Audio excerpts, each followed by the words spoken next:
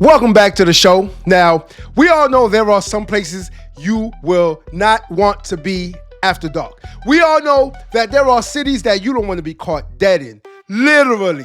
We all know that there are places you should not wander to, especially when that sun goes down. What type of places am I talking about? Places like Memphis, Tennessee. There are areas there that you do not want to be caught after dark. You better be in the house, in your hotel, or in your Airbnb. Wherever it is that you're staying, you better keep your ass there because there are definitely wolves out there. And when I say wolves, I'm talking about those YNs that are trying to get at you for whatever it is you have. We have heard too many stories. We have seen too many stories about people losing their lives, about people losing their valuables, things that they've worked hard for.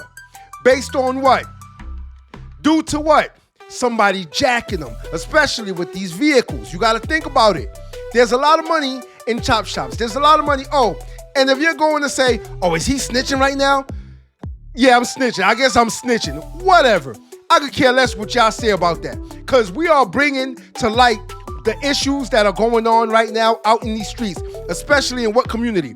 In what community, class? The black community, where we know there are carjackings, where we know there are deletions, where we know there are people being targeted for what? Simply for having more than another person has. But before we continue, I need y'all to do 3 things for me. Hit that subscribe button, hit that like button, and share this video so someone else can do the very same thing. And if they don't, then we're going to send this innocent bystander after them. We are about to watch a video right now, and y'all are going to like this because there's a good guy and a bad guy, and guess who wins? Yes, it's the good guy. We love to see the good guy win. Bad guys, they can suck a dick.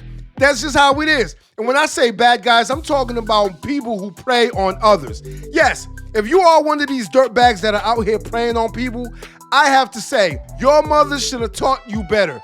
Not to mention, I should say something to your mothers as well.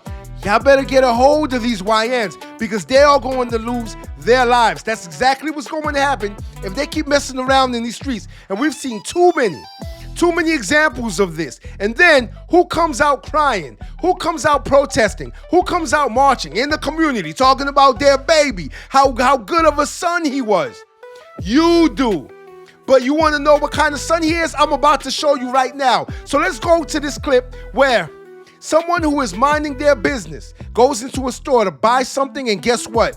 There's wolves out there trying to prey on him. But stay tuned and you'll see what happens.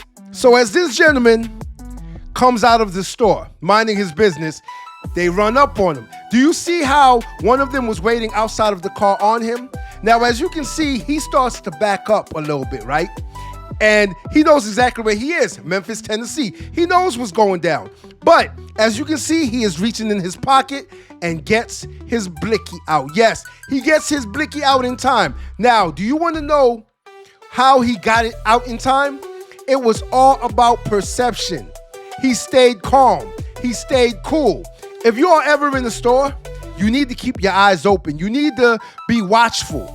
You need to be aware. Sometimes we lose track of what it is we are doing and we lose track of our surroundings. And if he did that, then he would have been able to see these guys waiting outside of their cars. Now, red flag number 1 is that they have their doors open. Why are all the doors open? What are you waiting on? What are all 3 of y'all waiting on? Who are you jumping out on? Huh? And one person stands outside of the car, of course, and you can see he's standing out there looking. He's looking in the store right now as we speak. The other one is in there getting ready. Do you see him getting ready? Yes, of course you see him getting ready. I would have seen him getting ready. You have to keep your eyes open because they have their eyes on you. So as they wait for him, my man is still watching, still waiting for him. See, he's the lookout. He is the lookout. These guys are, I'm not going to say professionals. They're not pros. They're amateurs, but they are more organized than the regular criminals, than the regular crooks. And so he is still watching, and my man must be ready to come out because he tells the driver, yo, it's time to go. That's when the driver goes. He jumps in the driver's seat. See, they were prepared. They know exactly what they were doing. They've done this before. And as you can see, my man with the rifle jumps out does what? He's ready. He's on go. Now, the driver, the innocent bystander, he was not prepared at all. He would have seen this happening. He would have seen this as it formed in front of his eyes, but he was not paying attention. Now, here is where he's smart about things. He starts backing up. He's smart. Do you want to know why? He is creating distance. He's creating distance between himself and the perpetrator, between himself and the rifle. You must do that. Not to mention, he is not facing the perpetrator at all. He is not facing him.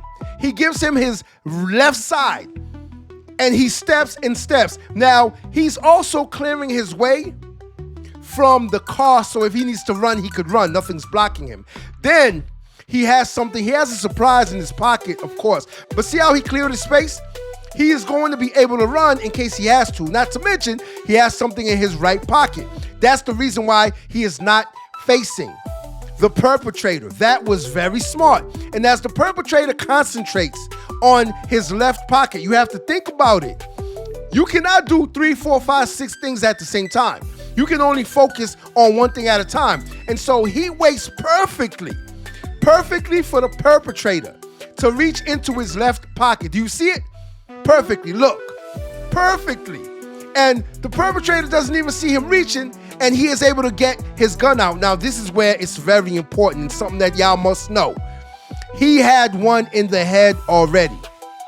He had one in the head. He had one in the chamber ready to go. Yes, which is smart. Not many people who carry have one in the head. Not many people keep one in the chamber because they are afraid of shooting themselves somehow or the gun accidentally going off. But my man was actually prepared for this. He was ready. And it's a good thing that he was, because after he gets that one shot off, as y'all can see, after he gets that one shot off, after my man, who is concentrated on his cell phone, that's what was in his left pocket. He wanted his cell phone. I'm pretty sure he was asking for the car keys too, which means that the car keys were either in his right pocket or his left pocket, but he only got the cell phone. So he could only do one thing at a time. And guess what happens? Guess what ends up happening? He drops that cell phone, and guess what? The innocent bystander pulls out, and it's a wrap from there. He is able to get one off, especially since he has one in the head. The victim, I might say. So now he gets one off, and by the grace of the devil, he misses. I want y'all to look and see what happens once he gets his burner out, right? Shoots. By the grace of the devil, he misses. And the perpetrator is able to get a few shots off. Now, mind you, the police reports say that the victim got off 6 shots. Yes, he got off 6 shots while he was running. He got off 1 shot while he was standing there. And then as he ran, he got off another shot. Now, the suspect actually fired 16 shots. Yes, 16 shots. It looked like he had an AK. That's exactly what that looked like. And those AKs will spray. But guess who usually likes to use those types of guns? People who can't shoot. Why? Because they are able to shoot rapidly, and they are able to shoot as many as 16 rounds in less than a minute based on how fast you pull that trigger. And that's exactly what he did. Now, it is said that the victim was hit in the butt. That's it.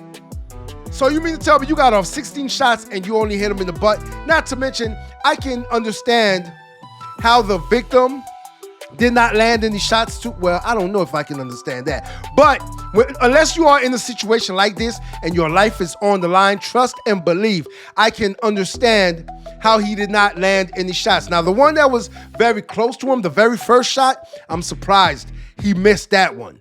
I'm very surprised. But the other ones, he was running, he was off balance, he was scared, his adrenaline was pumping. But if we go back and look at the video again, we will see that my man was actually not scared. He kept his cool. That is what you need to do.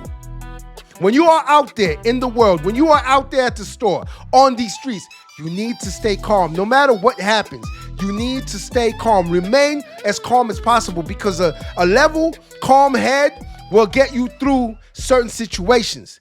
But when you are ecstatic, when you are hysterical, trust and believe you will make mistakes. If he would have been scared and hysterical and belligerent and got mad and angry, emotional, guess what? That man could have lost his life. But staying cool, he happened to what? Be able to save himself. Not to mention, he had something to protect himself, which was smart. But where he messed up at was that he was not paying attention to his surroundings. I cannot begin to tell y'all enough. Pay attention to your surroundings. And I know a lot of y'all like to, y'all like to burn it down. I know, I understand. That actually takes a lot from you, especially your cognitive skills. You don't know where you're on sometimes. Tell me you do. Most of y'all, when you get high, you do not know exactly where it is you are at all. You don't even focus on the important things because you're so high. You're in the clouds. And I'm not saying that he was. I'm not saying the victim was. But I'm just saying when you're out there in the world, you need to be sober. But y'all are not going to listen to me because y'all like getting high. And so you cannot pay attention to what's going on when your mind is clouded. You just can't. And if something like this was to happen to you, guess what? It would end badly for you. But fortunately, my man had a surprise for these three guys who thought that they were coming up on a lick. But they ended up getting licked. Until next time. If you like this video, like, share, and subscribe to the channel for more content.